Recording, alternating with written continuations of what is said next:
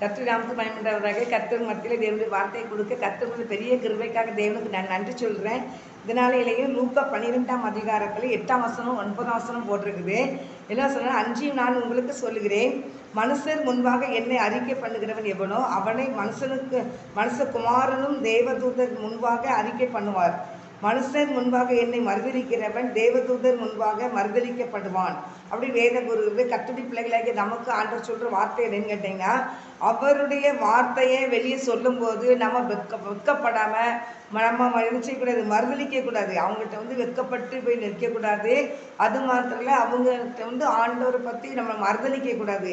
அதனால் தேவன் மனுஷனுக்கு முன்பாக என்னை அறிக்கை பண்ணணும். கத்துடி பிள்ளைகளாகி நம்ம எந்த மனுஷனுக்கு முன்னால் இருந்தாலும் சரி தான் ஆண்டவர் என்ன செய்யணும், அறிக்கை செய்யணும். ஆண்டவர் தான் மெய்யான தேவன், இந்த உலகத்தை ரட்சிக்க வந்த தேவன். பரலோக ராஜ்யம் ஏசப்பா பின்பற்றினா பரலோக ராஜ்யத்துக்கு போக முடியும். நானே வழி, நானே சத்தியம், நானே ஜீவன், என்னை அல்லாமல் ஒருவனும் தேவனுடைய ராஜ்யத்துக்குள் வர முடியாதுன்னு சொல்லி வசனம் இருந்ததுனால தேவ பிள்ளைகளாகி நம்ம மனுஷருக்கு முன்பாக கர்த்தருடைய வார்த்தையை என்ன செய்யணும், கொடுக்கணும்னு சொல்லி வேதம் கூறுகிறது. முன்பாக அன்றியும் நான் உங்களுக்கு சொல்லுகிறேன்.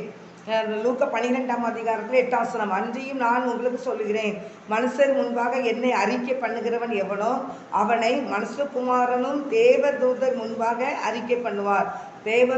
ஆண்டவருக்கு முன்னால் மனுஷகுமாரன் ஏசப்பா நம்மளை நினைச்சுவார், அறிக்கை செய்வார். அந்த பிள்ளைங்க இந்த பூமியில் இருக்கும்போது எனக்காக இந்த வேலையெல்லாம் செஞ்சாங்கன்னு சொல்லி அவங்க அறிக்கை பண்ணுவாங்க. அதனால் கத்துடி பிள்ளைகளை நீங்கள் ஆண்டவரை அறிக்கை செய்கிற பிள்ளைகளாக இருக்குமே தவிர அடுத்தவங்களுக்கு முன்னால் ஏசப்பா நாமத்தை மறுதலிக்கிற பிள்ளைகளாக இருக்கக்கூடாது. ஏன்னு கேட்டிங்கன்னா, மனுஷன் முன்பாக என்னை மறுதலிக்கிறவன் தேவதூதர்கள் முன்பாக மறுதலிக்கப்படுவான். தேவதூதர் நிற்கும் போது நம்ம யாரை ஆண்டவரை மறுதலிச்சிட்டாங்கன்னா அவங்கள தேவதூதர்களாலேயே மறுதலிக்கப்படுவாங்களாம். அதனால் கர்த்தருடைய பிள்ளைகளை நீங்கள் கர்த்தருடைய பிள்ளைகளாக நீங்கள் இருந்து ஆண்டோடைய நாமும் மகிமைப்படும்படியாக, ஆண்டவர் ராஜ்யம் கட்டப்படும்படியாக நீங்கள் ஆண்டவருக்காக நீங்கள் இறங்கி வேலை செய்யும்போது கர்த்தர் இந்த உலகத்தில் உங்களை ஆசீர்வதிப்பார், உங்களை மேன்மைப்படுத்துவார், உங்களை கனப்படுத்துவார். அதனால் எந்த மனுஷனுக்கு முன்பாக நீங்கள் தலை குனிஞ்சு நிற்க வேண்டிய அவசியமே கிடையாது. கர்த்தர் அந்த இடத்துல நமக்காக யாவையும் செய்து முடித்து கர்த்தர் தலையை நிமிர பண்ணுவார். அதனால் தேவ பிள்ளைகளாகி நீங்கள் ஆண்டவருடைய வசனத்தை சொல்கிறதுக்கு நீங்கள் என்ன தயங்கக்கூடாது, வெக்கப்படக்கூடாது. அப்போ ஆண்டவரும் தேவதூதனுக்கு முன்னால் நம்மளை நினைச்சுவார், மறுதலிப்பார் நம்மளை குறித்து. ஆனால் நீங்கள் ஆண்டவருக்கு முன்னால் நீங்கள் எப்பவும் சுவிசி சொல்லும் போது ஆண்டவர் பரமபிதாவும் பார்த்துக்கிட்டு இருக்கிறார். ஆண்டவர் பார்த்துக்கிட்டு இருக்கிறார், நம்ம கூட தான் ஏசப்பா இருக்கிறாங்க. அப்போ எந்த இடத்துலையும் போய் ஆண்டவரை பற்றி மறுதலிக்கிற வார்த்தை இருந்து இந்த உலகத்துக்கு தகுந்தாக்க ஒரு வார்த்தை பேசிட்டு அவர் கர்த்தருக்கு ஏற்ற வார்த்தைகள் பேசினாலும் அது இருவழி உள்ளவன். அதனால் தேவ பிள்ளைகளை நீங்கள் ஆண்டவருக்கு முன்பாக நம்ம இருக்கிறோம் ஒரு பயத்தோடு நீங்கள் ஆண்டவருடைய காரியத்தை என்ன செய்யலாம், உற்சாகமாக செய்யலாம். வேதம் கூறுகிறது, ஒருவன் உன்னை நிந்தித்தால் என்ன நிந்திச்சுட்டா உங்ககிட்ட வருதுன்னு ஆண்டவர் சொல்லியிருக்கிற வார்த்தைகள். அப்போ ஏசப்பட்ட ஒரு காரியம் போயிட்டு தான் நம்மகிட்ட என்ன வருது. அதனால் ஆண்டவர் எல்லாவற்றுக்கும் நமக்கு முன்பாக இருந்து யுத்தம் பண்ணுகிற தேவன். அவர் யுத்தம் பண்ணுவார். எகிப்தில் இஸ்ரவேல் ஜனங்களை துரத்திட்டு வரும்போது பார்வோன் சேனைகள் துரத்தும் போது அந்த இடத்துல என்ன செஞ்சார் ஆண்டவர், அந்த பார்வோன் சேனைக்கு முன்பாக என்ன செஞ்சார், இறங்கினார். சொன்னார், மோசே சொன்னார் இஸ்ரவேல் ஜனங்கள்கிட்ட, நீங்கள் பயப்படாதீங்க, நீங்கள் இன்று கண்ட எதிரி இனி காண மாட்டீங்க. அதனால தேவன் நமக்காக யுத்தம் பண்ணுவார் அப்படின்னு சொன்னார். கர்த்தர் நமக்காக யுத்தம் பண்ணினார், நீங்கள் சும்மா இருங்கள், கர்த்தர் நமக்காக யுத்தம் பண்ணுவார்னு சொன்னார். ஆண்டவர் சொன்னார், கோலம் தண்ணீருக்கு நேரம் சமுத்திரத்துக்கு நேரம் நீட்டினார். கோலம் சமுத்திரத்துக்கு நேரம் நீட்டும் போது சமுத்திரம் ரெண்டாக பிரிந்தது. உள்ளே இறங்கி வழி நடத்தினார் ஆண்டவர். அந்த இடத்துல நமக்கு அவங்க இஸ்ரவேல் ஜனங்கள் நடந்து போய்கிட்டு இருக்கும்போது என்ன செஞ்சாங்க, பார்வோன் சேனைகள் பின்னால் துரத்த ஆரம்பிச்சாங்க. அவங்க பயந்தாங்க.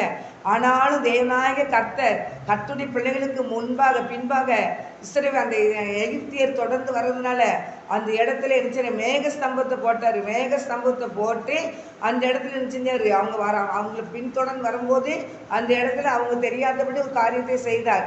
மேகஸ்தம்பம் போது அங்கிட்டு இங்கிட்டு சமுத்திரம் ரெண்டாக பிளந்து நிற்கிது. மேகஸ்தம்பத்தை போட்டோன்னு அவங்களுக்கு இருந்துச்சு மேகம் மறைச்சிக்கிடும். அப்போ அந்த இடத்துல இஸ்ரவேல் ஜனங்களை முன்னால் கூட்டிகிட்டு போகிறாரு. அப்போ அந்த இடத்துல கூட்டிகிட்டு போகும்போது அந்த இடத்துல இந்த இருள் இடத்துல தேவ பிள்ளைகளுக்காக நினைச்சுறாரு ஆண்டவர் அக்னி ஸ்தம்பத்தை போடுறாரு, நிறுத்துறாரு. வெளிச்சத்தில் அவங்க நடந்து போகிறாங்க, இவங்க இருட்டுக்குள்ள நடந்து போகிறாங்க. அவங்க கரை ஏறினவுடனே சமுத்திரம் நினைச்சு மூடி போட்டுச்சு. அதனால் தேவ பிள்ளைகளாக்கி நீங்கள் ஆண்டவர் நமக்கு முன்னால் இருக்கிறதுனால எதையும் வச்சு பயப்படாதீங்க. அவர்கள் நினைச்சுட்டாங்க செத்து மடிஞ்சு அதில் கிடந்தாங்க. யாத்திராகமும் 14ஆம் அதிகாரத்தில் போட்டிருக்கு. அவங்க செத்து காலையில் பார்க்கும்போது அப்படியே அந்த சமுத்திரம் அவங்களை அப்படியே மூடிட்டு பார்வன் சேனையை அவங்க செத்து மடிஞ்சு கரையில் இருந்துச்சு ஒதுக்கப்பட்டாங்க. இஸ்ரேல் ஜனங்கள் வெளியே கொண்டு வந்துட்டார் ஆண்டவர். அதனால் தேவ பிள்ளைகளை நீங்கள் எந்த சூழ்நிலையும் கர்த்தர் உங்களை வெளியே கொண்டு வந்துருவார். ஆனால் நமக்கு விரோதமாக சத்ரு அழிக்கப்படுவான். ஆனால் நீங்கள் பயப்படாதீங்க, கர்த்தர் உங்களை ஆசீர்வதிப்பார். எதையும் குறித்து பயப்படாதீங்க. கர்த்தர் நமக்காக யாவை செய்து முடிக்கிற தேவன், நமக்காக யுத்தம் பண்ணுகிற கர்த்தர் நம்மளோட கூட இருக்கிறார். அவர் ஜீவனுள்ள தேவன். ஆனால் பயப்படாதீங்க. கர்த்தர் நமக்கு முன்பாக இருந்து நமக்கு யாவை செய்து முடிப்பார். கோடலான எல்லா காரியத்தையும் அவர் செம்மையாக நடத்தி முடிக்கிற தேவன். கர்த்தர் அப்படிப்பட்ட கிருபையை நமக்கு தந்திருக்கிறார். கண்களை முடிந்து ஜெபிப்பேன். அன்பு தகப்பனே, ஒவ்வொரு குடும்பங்களையும் நீர் ஆசீர்வதியும். கேட்குற பிள்ளைகள் எந்தெந்த காரியத்தை குறித்து பயந்து போய் இருக்கிறார்களோ கர்த்தாவே, இன்று கண்ட எத்தனை காண்பதுன்னு சொன்னீங்கப்பா. இன்று கண்ட எத்தனை பிள்ளைகள் காணாதபடி கர்த்தாவே ஒரு பெரிய விடுதலை கொடுத்து பிள்ளைகள் குடும்பத்தை நீர் ஆசீர்வதிக்க வேண்டுமோ நான் ஜெபிக்கிறேன். ஆண்டவரே சோத்திரம் தகப்பனே, என்னுடைய மனித சக்திகளுக்கோ மந்திரங்களுக்கோ பிள்ளைகள் பயந்து இருப்பார்களானால் கர்த்தாவே அந்த படிப்பட்ட காரியத்திலிருந்து பிள்ளைகளை விடுதலை பண்ணி வெளியே கொண்டு வருவீராக நான் ஜெபிக்கிறேன். உங்களுடைய பிள்ளைகளுக்கு தகப்பனை வெற்றி சிறக்கிற தேவன் எங்களோட கூட இருக்கிறேன். எல்லாவற்றிலிருந்து பிள்ளைகளுக்கு ஜெயத்தை கொடுத்து நாமத்தை பயன்படுத்தும். ஆசீர்வதியும். இயேசு கிறிஸ்துவின் நாமத்தினாலே ஜெபிக்கிறோம் நல்ல பிதாவே, ஆமென். கர்த்தர் உங்களை ஆசீர்வதிப்பார். கர்த்தர் உங்களை கொண்டு பெரிய காரியங்களை செய்வார். நீங்கள் ஆண்டவருக்காக நீங்கள் நினைச்சீங்க ஸ்டெப் வைங்க. கர்த்தர் உங்களுக்காக பல ஸ்டெப்புகளை வைத்து உங்களை கனப்படுத்துவார். உங்களை குடும்பத்தை கனப்படுத்துவார். கர்த்தர் உங்களை ஆசீர்வதிப்பார். ஆமென். நல்லா போராடி ஜெபிங்க. எல்லா மக்களுக்காக போராடி ஜெபிங்க. எல்லா மக்களும் ரட்சிக்கப்படணும். ஒருவரும் அழிந்து அக்கினிகள் போய் தள்ளப்பட்டக்கூடாது. அவன் பிசாசு தள்ளுறதுக்காக பல பிரச்சனை. அவனால் முடிச்ச அளவில் என்னென்ன முயற்சி எடுக்கணும் அவ்வளோ முயற்சி பிசாசு செஞ்சுக்கிட்டு இருக்கான் சாத்தான். என்ன கர்த்தருடைய பிள்ளைகளை ஆண்டவர் பின்பற்றி போக விடாதபடி அவங்கள பயங்கரமான காரியங்கள்ல என்ன செய்ய செயல்பட்டுக்கிட்டு இருக்கான். ஆனால் நீங்கள் அசையாமல் போங்க. நீங்கள் அசையாமல் கண்டுக்கிடாமல் போங்க. ஏசப்பா கூட இருக்கிறதால நீங்கள் எப்போ சிரிச்சுக்கிட்டே போய்கிட்டு இருங்க. அவன் தன்னால தலை குனிஞ்சு வெக்கி நாணி கூனி குறுகி அவன் போயிடுவான். சாத்தான் அப்படி போயிடுவான். கர்த்தர் நமக்காக யாவை செய்து முடிப்பார். அவர் சகலத்தையும் செய்கிற தேவன். வானத்தையும் பூமியும் படைச்ச தேவன். அவர் எல்லா மக்களையும் அவர் தான் படைச்சாரு. பூமியின் எல்லை எங்கும் உள்ளவர்களே எல்லாரும் என்னை நோக்கி பார்க்கனாரு. கர்த்தர் பெரிய கரைங்க சார்.